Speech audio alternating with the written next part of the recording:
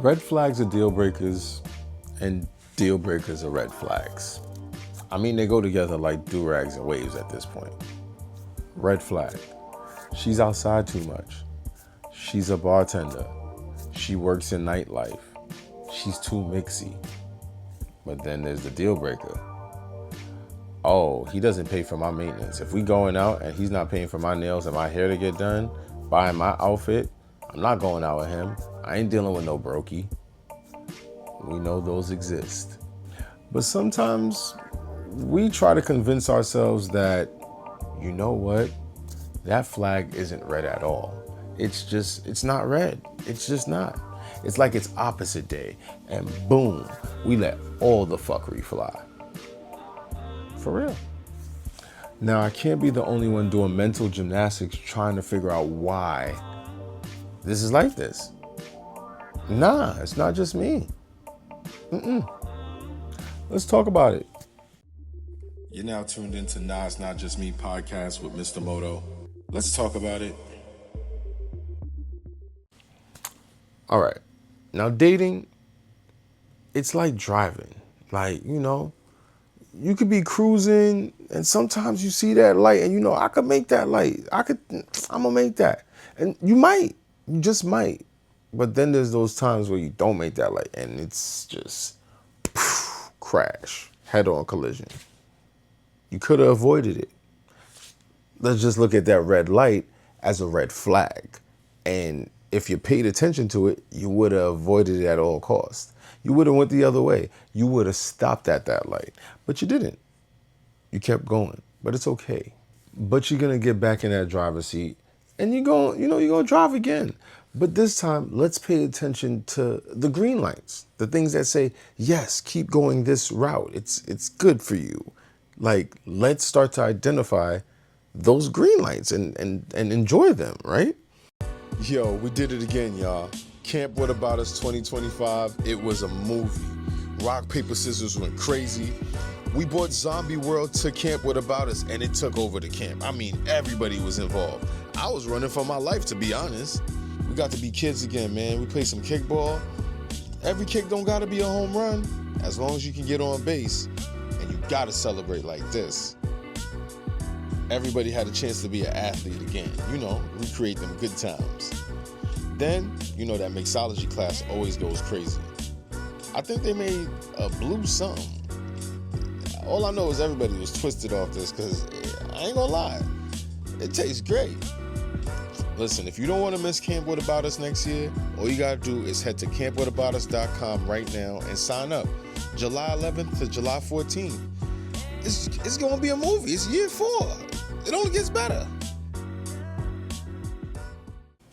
All right, so you kind of on the right road, right? You feel like this is they starting to check some boxes, and you're like, all right, well, this might be the person. However, how do you determine that person is worth your time, is worth your effort, worth the energy of the pursuit and the courtship and all that? How do you know? How do you determine that? Like, what signs do you spot automatically and say, yo, this person is worth my time? Or what is it that you see that says, no, this is not it. I got to cut my losses and go the other way so I don't end up wasting time. Like, what are those signs? Like, how do we determine those? Like, how do we see those, right? You're now tuned into Nah, It's Not Just Me podcast with Mr. MoTo. Let's talk about it. Well, in episode 5, what we're going to learn to do is identify those red flags, number 1. Number 2, we're going to learn to appreciate the green flags, the things that we see that we've been asking for. And then now we're finally, seeing them. And instead of, being scared and running the other way, we take heed to it and we appreciate those green flags and appreciate those things that we look for in the individual that we're, attempting or pursuing, if you will. Like, enjoy those things and, build upon that. And then how to trust your gut. When something ain't feeling right, address it or cut your losses and go the other way. Or something feels great, embrace it and keep pushing towards it, right? So let's get into that. What's going on, y'all? It's me, Mr. MoTo. I'm here in the city.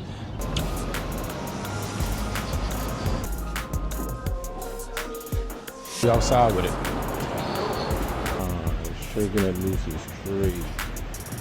Bomba clad.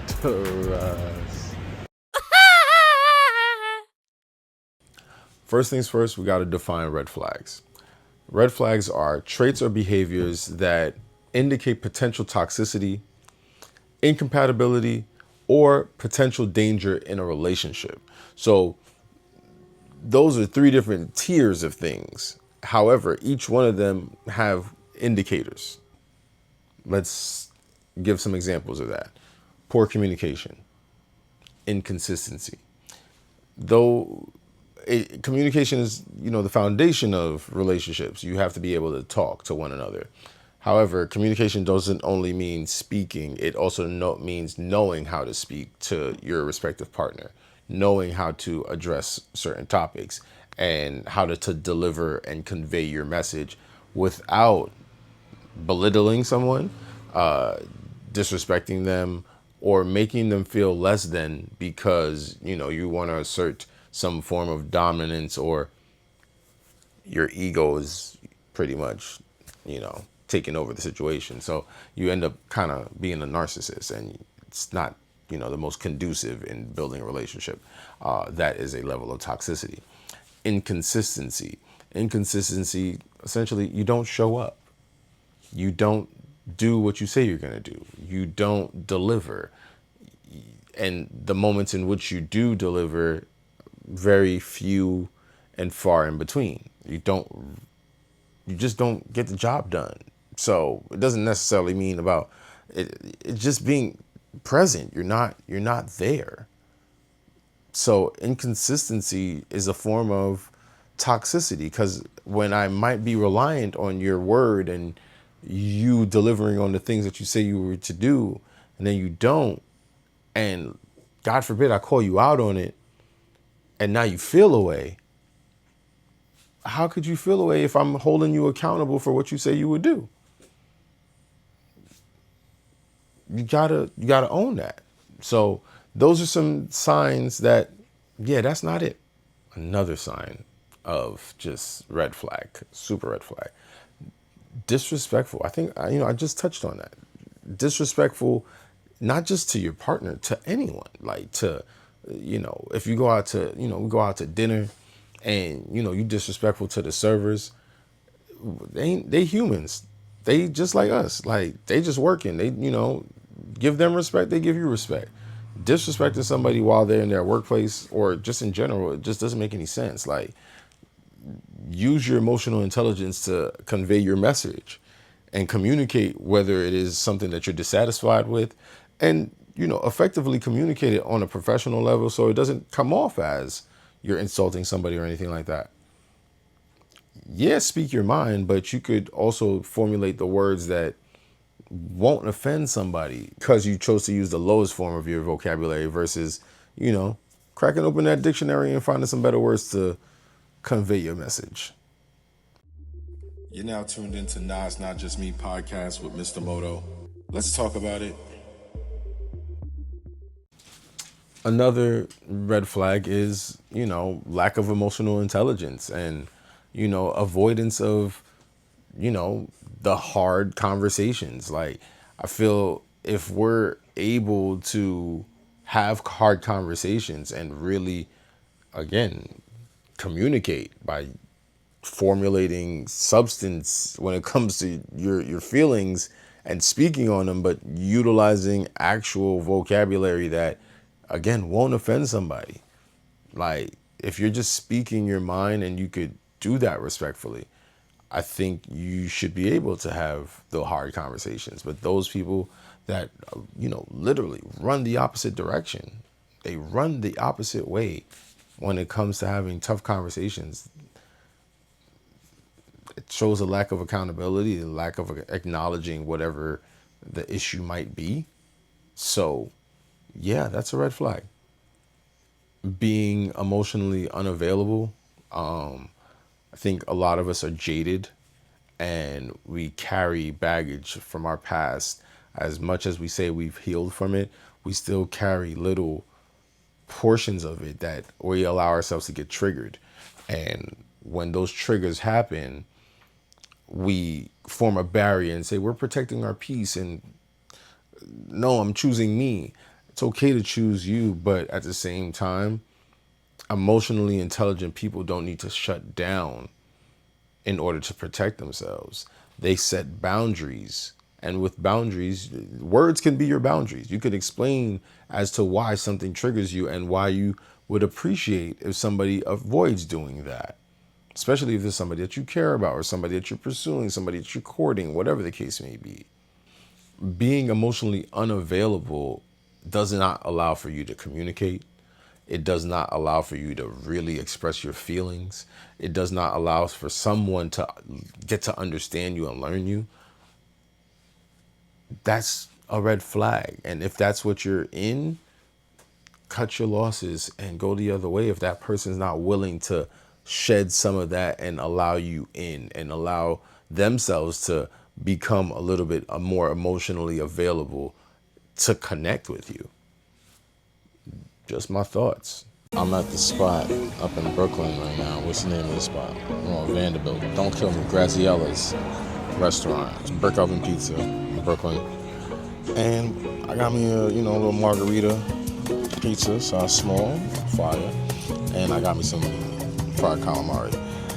Now we're gonna try that margarita slice. Basil on it. You know what I'm saying? I don't like taking a bite of the basil, I'm not gonna lie. So I'll move that to the side. All right, it's pretty good. Crust could be a little bit, crusty. I think I like my cheese a little bit more. Now this next one is, for me, it's one of my super red flags. Love bombing and just the over the top level of attention and affection so soon. Like, we just started talking like a week ago and it's bae this, it's bae that. When are we gonna have kids? Or just a whole bunch of stuff. Like, it's just so, I would love to start to get to know you on a first level basis before we get to all that. Like, we're still getting to know each other. So, pet names and all that is, I suppose it's okay, depending on, it's circumstantial and situational at best, right? But I also feel like love bombing and just being overly affectionate, far too soon is kind of sort of where we set ourselves up for failure. Like, we just jump into the deep end, and we don't need to do that. We don't need to jump into the deep end. We don't need to love bomb people for them to like us. Like, it shouldn't be a job for someone to like you. You shouldn't be trying to convince somebody to like you. Feelings should be mutual at best to, kind of have something to flourish from.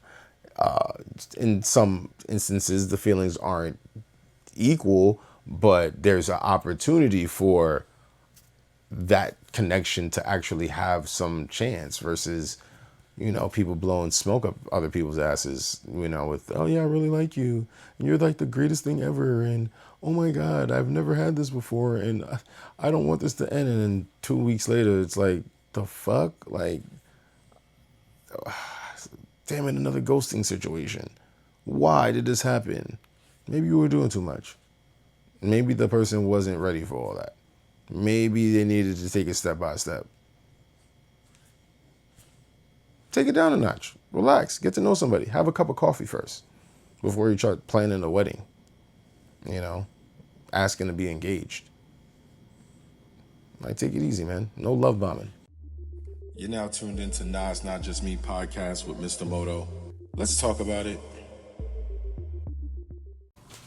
Now, this one, listen, it's beyond a red flag for me. I just feel as though the moment you see something like this, it's cut your losses. Don't even think you could change it. Any type of controlling behavior or lack of boundaries, cut your losses. Just cut them, leave. Because that, I don't think, is something that ever changes. that's a person's nature because that's how they dominate. That's how they get it their way. Nah. Controlling behavior, telling you what you can and cannot wear, where you can and cannot go. You got to check in. You got to check out. You got to do all this stuff. No. No, absolutely not. Knowing each other's passwords. Now, listen, when you become, even when you, honestly, I'm very circumstantial and situational at best. But when you're in a relationship with somebody and there needs to be that level of control, there's an insecurity factor that is there. And that is one of your red flags that you need to just look at and know that there's something wrong here. That's just what it is. So having said that, I would literally tell you, cut your losses and go the opposite direction. It's just not worth it. You know, people that don't respect boundaries, that they want to be everywhere you at every moment you're there, and like there's no type of space for you to still just be the individual that you are. You're like, you've become fused, and now you're losing your identity and you don't know who the fuck you are because you don't have a moment to be yourself anymore because there's just a lack of boundaries. Red flag. Go the other way. I'm just saying. Introducing the 2024 Porsche Carrera 911 Turbo Special Edition, where precision meets power and elegance embraces innovation. Feel the thrill of 640 horsepower at your command. Experience the legacy. Drive the future. The new 2024 Porsche Carrera 911 Turbo Special Edition. Unleash your drive.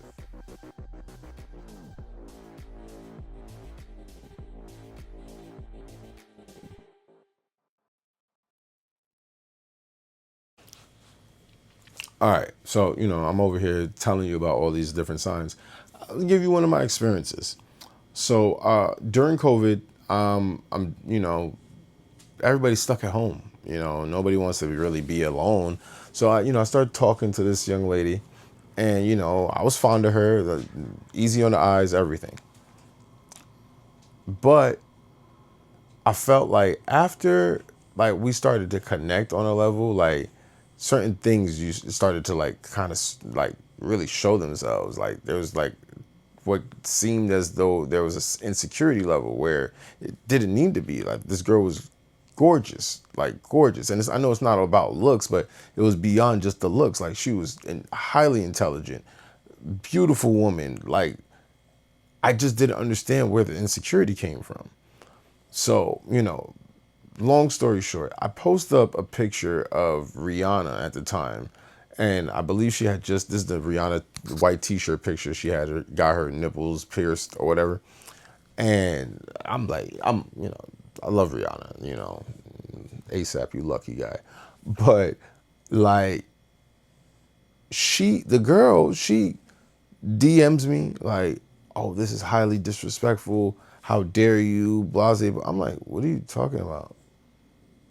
You posted up this woman. I'm like, I posted up Rihanna? Like, I'm flattered that you think Rihanna's following me on social media and would give me the time of day. Like, I would love it. However, it's not happening. So I don't understand where that energy's coming from at all. But okay, cool. Yeah, are you serious about this? And she was dead ass. I said, all right, cool. You know what? That bothers you so much. All right. I didn't take it down because no, I'm going to do what I want. However, I did stop speaking to this girl. Yeah, that was red flag for me. Like, listen, man, people have celebrity crushes all the time. Like, I ain't got no hall pass. Like the fuck? Like, if I run into Rihanna, I don't think Rihanna's giving me the time of day. And if she did, thank you, but you're married. You're pretty much a married woman with 2 or 3 kids now or something like that. And y'all keep working on those things, man. Y'all billionaires, man. Y'all just love having kids. But at the end of the day, it just wasn't for me, that was just over the top. I didn't need that. I didn't need that at all. So I was like, yeah, this is not going to work for me. And I cut my losses. It's okay to cut your losses. The person could check most of the boxes. But if there's something that you know is going to disturb your peace throughout your journey with this person, Cut your losses. Because even if you could explain yourself and make it make sense, and that person has no rationale, like it's all emotional based decisions,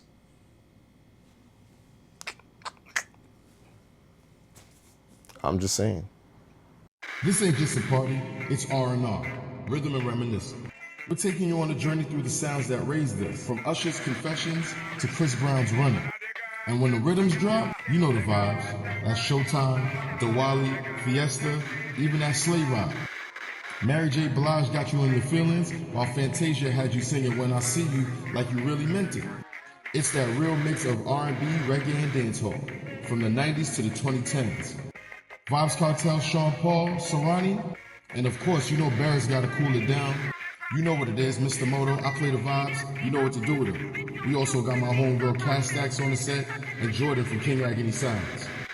You know we're gonna have that hookah on deck, drink and food specials, and you know it's non-stop vibes. You gotta pull up to Guggen Cafe in Elmont, 24005 Linden Boulevard. Free entry with RSVP. Don't miss it. You know it's gonna be a vibe. R&R, the summer's party soundtrack. Let's get it. All right, so we got all the red flag business out the way. All right, let's do like my shirt and talk about these green flags. Now, green flags are, it's what you look for, right? It's the things that are indicators that saying you're doing the right thing. This person is the right one thus far. Now, how do we define green flags? I think that's a pretty broad thing, but here are some words that when we put them together, it'll make it make sense.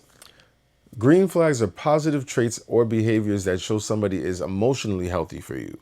They're respectful toward you. They're compatible with you. That person is kind of like the like this, this is your action figure. This is your action figure. This is the one that you went to Build-A-Bear and you made. Or build the action figure. It's not Build-A-Bear because you're not making the teddy bear. You're making an action figure. But you know what I'm trying to say, right? Like examples of green flags. This person is open. They're honest with you. They communicate with you. They want to let you in. That's a green flag. That is a person that you can have dialogue with. That is a person that you could be inquisitive with. You could ask this person questions and they will actually have answers. They will actually know how to put a word soup together so that it comes out like, those ABC soups that, when we used to spell no, I'm aging myself. Nonetheless, that person can communicate. That person can speak to the situation, whatever it is. It's a green flag. Take heed of that. This person has respect for boundaries. They have respect for your independence. They want you to be the individual that you are. They're going to be the individual that they are. And when y'all are together, y'all, make those silly ass, names that y'all put together, like a Brangelina or Jayonce. I don't know. I don't make the names. I'm single. I haven't made one of those names, so I can't tell you how to do it. However, when you see those green flags that show this person is able to communicate with you, they are emotionally intelligent, they are present. That's a green flag. Another one. This green flag is where you see consistency. You see follow through. You see the person showing up and doing the things that they say they were going to do. They delivering, all right? They are making it happen. They are like that Amazon truck telling you between 4 and 5 a.m., your package is going to be there. And you wake up and your package is there. All right? That's that green flag right there. The one where people are showing up. They consistent. They delivering on their word. Like their word is, it's like gold. Yeah, you want to keep that. That's a green flag. You keep that. You keep that green flag. Okay, you don't give it back. You keep it. That person's emotionally mature. They don't have to scream. They don't have to shout. They can really speak to you and know what you're going through and allow themselves to jump into that perspective, put themselves in your shoes so they can understand why you feel the way that you feel. Instead of just shutting it down. Be like, nah, you wilding, you bugging. Nah, a person that's emotionally intelligent can relate. They can connect. They can understand. They can listen to comprehend rather than listen to rebut. They understand accountability. They know if they've done wrong, they have to be accountable for it. They acknowledge it and they take ownership of it. And not only do they take ownership of it, they make the correction so that it doesn't happen again. That's where that emotional intelligence comes into play. If somebody tells you they don't like something or something rubs them the wrong way, and you tell them you understand that and you will do better, and you don't do better, therefore you are not being emotionally intelligent, because an emotionally intelligent person would understand applying this now and moving forward would only make whatever situation this is better. But common sense ain't common. So when you see that green flag, you take it and you hold it. You put it in your pocket because you don't want to throw that one away. Right? And last but not least, we got to do ourselves a greater service of going after the people that want us back. We got to go after what's for us, where that energy that is vibrating us at like that energy that's like pulling us towards them, right? That's what we go to, not the ones that are repelling us, or not even, there's no connection whatsoever. We're kind of like trying to force a connection. We got to stay away from that, because realistically, it leads me to this point. The person that you're pursuing should have genuine interest in you, genuine interest in your emotions, genuine interest in your goals, things that you're into, genuine interest in your feelings, your well-being. Like, that person should really care about you. For the lack of better, like for the lack of better terms, to put it into one word, care. They should care about you. Those are green flags. When that person could show you that they are that connected to you, they want to know how you're doing, how you're feeling, how's your day, did you eat? I've been noticing that you seem down. Is there something you want to talk about? How can I be there for you? Green flags. Green flags. People that care. Green flags. I'm just saying. You're now tuned into Nah, It's Not Just Me podcast with Mr. MoTo. Let's talk about it. Now, sometimes we overlook our green flags. It could be a multitude of reasons. Past trauma, fear of vulnerability, or some people that just focus on the spark. Oh, I need that spark. I didn't feel it. I didn't feel the connection. The lightning bolt ain't hit me. Whatever. Those are a few reasons why we ignore it. So let's tackle reason number one. Now, past trauma. This could be for men and women. You're still not over your ex. So anytime something's good's happening, it might look good, but it might trigger something. And now you're back talking about your ex. You're literally sitting at a table with the person that is courting you or in pursuit of you, or you're giving your attention to in some capacity, yet you're talking about your ex. Now, it's okay to understand where you came from in your past, but gotta pick and choose the moment. Read the room. Like, if there's a person going full out for you and they're in pursuit, and sometimes, I get it. You're so jaded, you might think, oh, this is just a facade. So it's already an uphill battle for anybody that's trying to date you. Man or woman. Like, this could be for a man or a woman, but mostly women. This is how y'all are. I'm just saying. I can only speak on that. You know what I mean? I can't really speak on how niggas are. You know what I'm saying? I can only really speak on that. I can't really speak how men move like that. Like, I mean, I don't move like that. I move in the manner of, if I'm in pursuit of you and I want to court you, I'm going to put that effort out. Now, if while I'm putting that effort out and, you know, revert back to your past relationship because you're still not over it, yeah, at some point it's going to get, boring. And we're not going to even want to do that anymore. We're going to be like, all right, yeah, this is not working out for me, because it's like there's still a walls of jade that you're trying to see through because you want to find somebody else. You want to be in a better situation, yet those better situations might be right in front of you. Yet there's so many layers of jade in between that you can't see it. So that past trauma is keeping you away from moving forward. You can't move forward while looking backwards. You will trip and bust your ass. I'm just saying.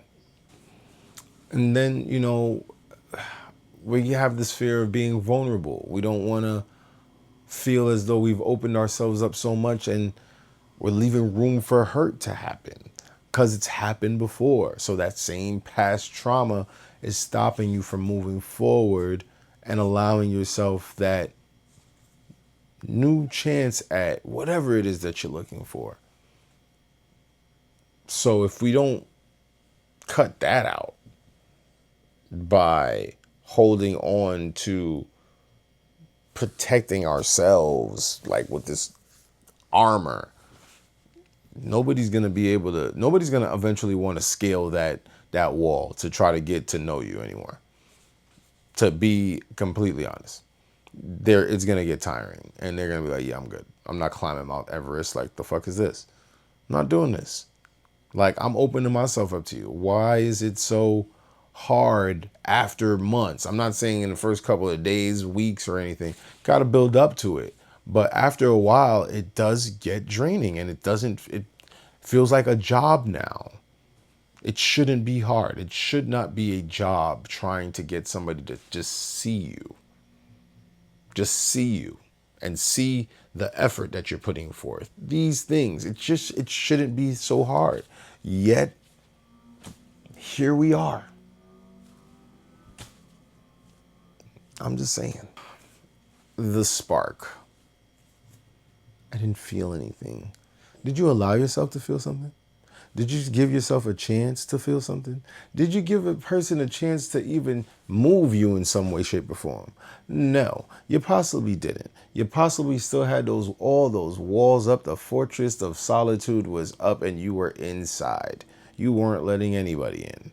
So how in the world could you feel a spark? Nothing could get in there. It's like fucking Fort Knox. Why would you think you would feel a spark? It's like you're in a bunker. Lightning won't strike there. No matter how hard lightning hits the surface, you are like a million miles underneath the surface. That's how protected you are, protecting yourself. And you're not allowing yourself to really get to know people. You're just not, because it's one-sided. If you're getting to know them and they don't know a thing about you or a real thing about you. I'm just saying. You're now tuned into Nah, Not Just Me podcast with Mr. MoTo. Let's talk about it. Now, we know why we ignore green flags. Now, why do we ignore red flags? Like, sometimes, like I said, they're blatantly red. Like, they're there. We overlook them. We just like, it's like, oh, we just run right there. There ain't no stop sign. And then boom, it is. And then,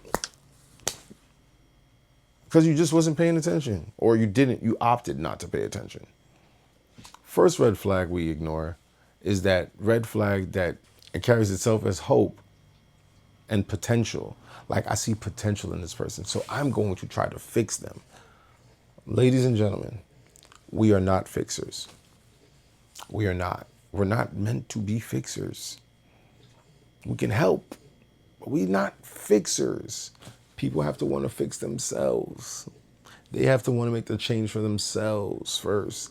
That also goes along with the healing and the getting over past trauma and building that sense of confidence and protection of yourself, but also knowing that I need to be strong enough to know that I can go out and get to know people.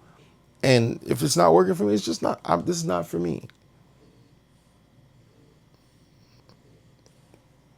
It's okay. But that hope and that potential, nah, stop hoping. You know, white people hope. Black people wish. Shout out to Cedric the Entertainer. But yeah, stop hoping and just know, like, if that person is not what you find your ideal person to be, it is okay to walk away. It is okay to say, this is not it. Don't try to fix it. You know what?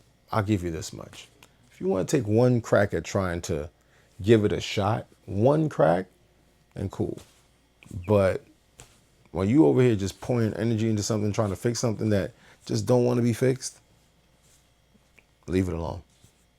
Just leave it alone. It'll do you so much better. So much. Attachment styles are patterns of how people form and maintain emotional bonds and relationships, right? These styles show how we behave, how we connect, and deal with intimacy and conflict. Here's some like secure attachment styles. Let me read them all for you. Core traits: comfortable with intimacy and independence. That's a good attachment style. You're comfortable with your, you go do your own thing, I'm gonna do my own thing. When we together, we are together. You know me and I know you. We are open book, baby. You know everything. In relationships, trusting, supportive, emotionally available, and able to set healthy boundaries. Usually, like the origin, often developed from consistent, responsive caregiving in childhood. So those secure attachment styles essentially kind of sound like they come from a place of, that kid grew up in a household with love, or they've seen it. They've seen what emotions are. They've seen how people know how to communicate and connect and all that. So that's what they know. So they find security in that. Makes sense, right? Now, attachment style number 2 is what they call anxious. Core traits: craves closeness, but fears abandonment and rejection. All right, I ain't gonna lie. Craves closeness is, I think that, humans crave human connection. Some more than others. So I could relate. Fears abandonment or rejection. Again, I think that's just a human trait where nobody wants to be alone and nobody wants to be like, hey, I didn't get picked today. Yeah, let's keep that trait going, right? Nah, again, I can relate. I think most humans can relate with that. In relationships, often seeks constant reassurance, becomes overly dependent, and may appear clingy or overly sensitive to relationship dynamics. I know some people with that attachment style right there. The origin, let's see where this stems from. Typically formed when caregivers were inconsistent, sometimes nurturing, and sometimes distant. So wasn't fully present. Like you was there some days, you wasn't there the other days. So now this person grows up to be an adult and they have a fear of you're going to be there some days and you might not be there some days. And maybe it's the days that I need you the most. Yikes. Anxious sounds like a lot of people that I think I've been anxious at one point. I've been that attachment style. Had to figure out how to get the fuck out of that attachment style, but I've been there, so I understand it. Avoidant, dismissive attachment. Core traits: values independence and often avoids closeness or emotional vulnerability. In relationships, they could seem distant, emotionally unavailable, and dismissive of their partner's needs. Okay, avoidant sounds more like a narcissistic person. Origins often results from caregivers who were emotionally unavailable or discourage emotional expression. You know, the ones that say, hey man, stop being soft, or what you crying about? Not allowing a person to understand, like, these are emotions. Like, humans have these. So we have to be able to speak about them, not live by them, but understand what they mean and how to deal with them and how to best learn how to convey our messages so that we don't have to get emotional.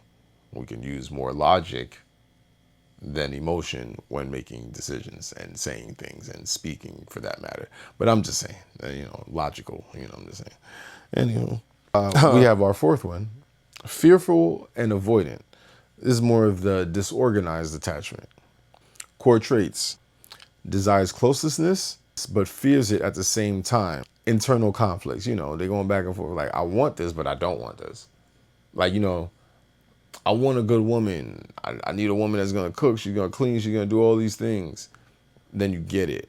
And then, I don't want this. Like, it's too organized, or like, she's too perfect, or whatever type of excuse people give themselves these days for not dealing with the person that is likely the person for them. Core trait. All right. In a relationship, may display unpredictable or confusing behavior, like a push or pull dynamic, mistrust, or emotional turbulence. That push and pull, it's like that hot and cold. Like, oh, I want this, I want this, I want this. You get it, and now you're acting as if you never wanted it. Like, all the traits and the characteristics that you were looking for in the individual that you wanted to see and date and be in a relationship with, you got them, and now that you have them, you kind of pushing them away because, oh my God, it's like too much. No, it is not. But this is what you asked for. So instead of ownership, you run the opposite direction. It's weird. It's like crazy. Origins often linked to trauma, abuse, or chaotic changing environments. So nothing was ever constant. Nothing was ever consistent. I get it. I understand how that becomes an attachment style. So how do we get out of that? Let's talk about that. This ain't just a party, it's R&R, rhythm and reminiscence. We're taking you on a journey through the sounds that raised us, from Usher's Confessions to Chris Brown's Running. And when the rhythms drop, you know the vibes. That's Showtime, Diwali, Fiesta, even that sleigh ride. Mary J. Blige got you in your feelings, while Fantasia had you singing When I See You like you really meant it. It's that real mix of R&B, reggae, and dancehall, from the 90s to the 2010s. Vibes Cartel, Sean Paul, Serrani, and of course, you know Barrett's gotta cool it down. You know what it is, Mr. MoTo, I play the vibes, you know what to do with them. We also got my homegirl Cass Stacks on the set, and Jordan from King Agony Sounds. You know we're gonna have that hookah on deck, drink and food specials, and you know it's non-stop vibes. You gotta pull up to Guggen Cafe in Elmont, 24005 Linden Boulevard. Free entry with RSVP. Don't miss it. You know it's gonna be a vibe. R&R, the summer's party soundtrack. Let's get it. We overlook those green flags, like we mentioned earlier, right? Because, past trauma, vulnerability, all those things. So we kind of like don't even see it. All those walls of jade are just in the way. However, sometimes it's not just us, though. Sometimes society plays a big part in it.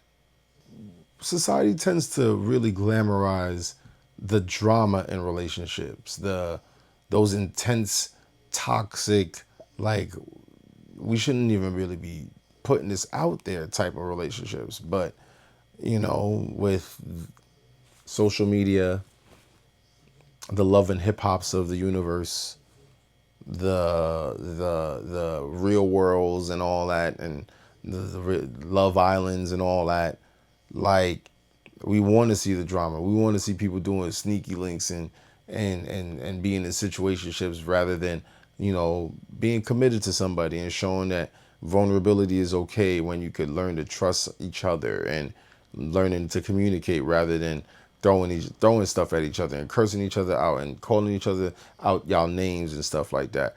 Society glorifies that. You don't really see much positivity or positive relationship goals of people that are building generational wealth together, showing each other how to love on each other, showing each other that in a relationship it's about partnership, iron sharpening iron, being there for one another, going through the thick and the thin, like really having a teammate. It's not often shown on social media. So what is the toxicity, oh, listen, we could talk about everything happening in the media right now, but I don't want to age the video. You got to be smart with this. It's just a matter of we often gravitate towards that rather than gravitating towards the goals that we once had, wanting to be like the Huxtables and being like, Cliff and Claire and having a family and, making sure that we both working professionals and we provide for one another. Like, we're not talking about that stuff no more. We're doing that 50-50 talk. We doing that, oh, he needs to pay for everything talk. We doing that, she thinks we sassy talk. We doing that, I'm in my soft girl era talk. Like, I feel like we should just be in our human era talk. Like, learning to know one another. That can really help us out instead of glorifying the nonsense that we see on social media and within the media in itself. And then, there's the fear of the boring relationships. It's not lit enough for me. Boring relationships only exist with people that don't try. Simply put, people that don't listen. If you get to know your partner, you know what your partner's into. Now it's up to you to be creative. So it's not boring. It's weird because that typically happens when the person that is in pursuit or being pursued is emotionally available and the other person is just not really present because fear of it being boring or fear of it being the thing that they actually asked for, the thing that they prayed for. They now have it and now, oh my God, I can't deal. This is too much or this is boring. What? Like, you ain't putting no effort into it. You're not even giving it a real shot. So, of course, it's going to seem as though it's not to your standing or to your liking. It's weird behavior. If you're gonna date, if you're gonna talk to somebody, give it a real shot. I'm not telling you just out the gate, here, you can have it all. No, but be present. Be present. Listen to that person. Hear that person. Don't just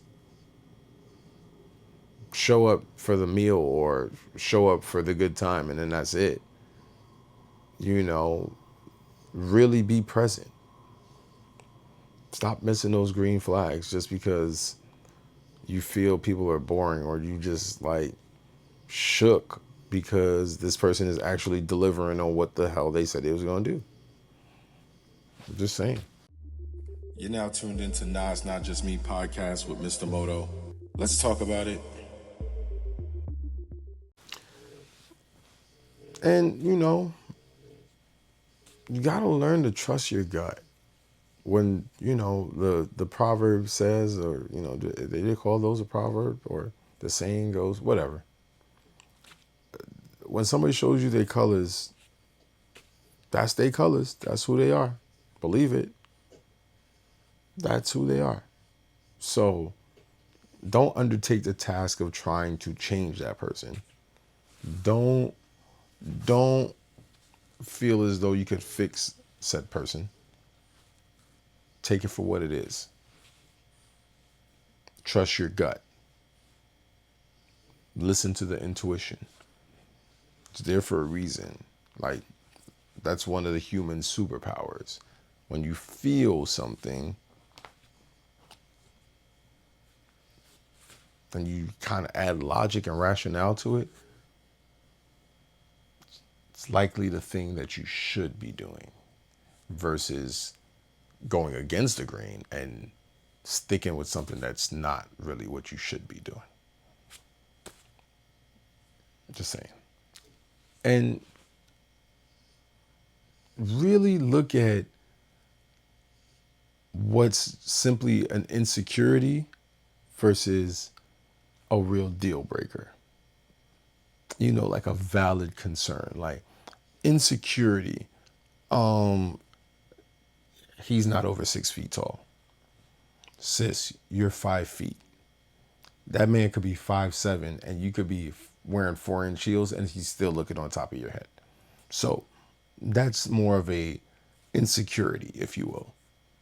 Now, a valid concern, controlling issues, tends to get really aggressive, resorts to physical altercation before verbal communication, doesn't even do proper verbal communication. It's more so verbal abuse. These are the things you should trust your gut, that the moment you see them, it's time to go the other way. This is not what is meant for you. Okay? Learning to discern insecurities versus valid concerns is very important in your journey in finding your significant other, and, you know, across the board, whether it's a platonic relationship, business relationship, or intimate one. Practice that level of discernment, knowing your insecurities versus your vulnerabilities and your valid concerns. Yeah, those are some key points in understanding the journey and moving forward and not getting caught up in the nonsense. You're now tuned into Nah, It's Not Just Me podcast with Mr. MoTo. Let's talk about it. All right, so in closing, red flags, dead giveaway to go the opposite direction. Green flags, the foundation of a healthy and positive relationship. Why wouldn't you want to stay here? It makes sense. You want to pay attention to actions and not just words. You want to make sure that the person is present and understanding and listening and comprehending. And you should be doing the same for that person. Again, iron sharpens iron. What you ask for is what you should be able to deliver on. Now, before we get out of here, I want to ask you, what was your biggest red flag you've ever encountered? Like, what made you say, I gotta run. I gotta go. This is just not it. Let me know. Let me know in the comments, DMs, hit me up at Vandals Media, VNDLZFilms&TV, or at The Real DJ Mr. MoTo. You can find me on Vandals TV on YouTube. And, tap in with me, man. Let's talk about it. This ain't just a party, it's R&R, rhythm and reminiscence. We're taking you on a journey through the sounds that raised us, from Usher's Confessions to Chris Brown's Running. And when the rhythms drop, you know the vibes. That's Showtime, Diwali, Fiesta, even that sleigh ride. Mary J. Blige got you in your feelings, while Fantasia had you singing When I See You like you really meant it. It's that real mix of R&B, reggae, and dancehall, from the 90s to the 2010s. Vibes Cartel, Sean Paul, Serrani, and of course, Barrett's gotta cool it down.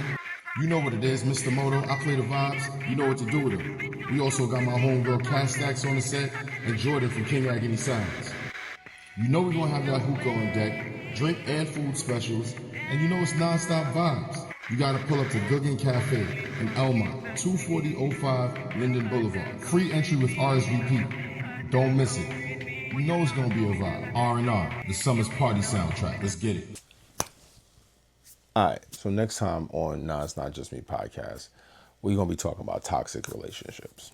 Yep, they're out there. Yeah, but we got to know what the healthy relationships are. So it's going to be a battle of the relationships, all right? Toxic versus healthy.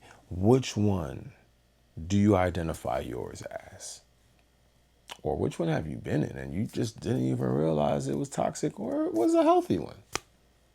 But we're going to talk about it though. Nah, it's not just me podcast. Tap in. Let's talk about it. Peace.